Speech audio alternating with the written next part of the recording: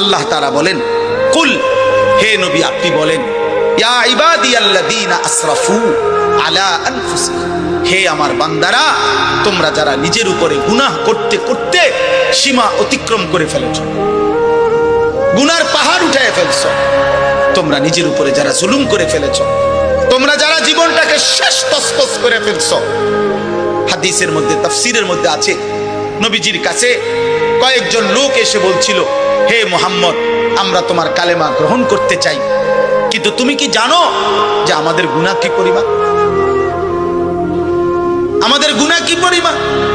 হয়তো তোমার আন্দাজও নাই। মুহাম্মদ, আমরা শুধু শিরিক করেছি এমন না, আমরা মূর্তি পূজা করেছি এমন না। তাফসীরে কুরতুবীতে স্পষ্ট লিখছে, নবীজিকে তারা বলছে, হে মুহাম্মদ, চুরি করছি কি পরিমাণ, হিসাব নাই। জিনা করেছি কি পরিমাণ, হিসাব নাই।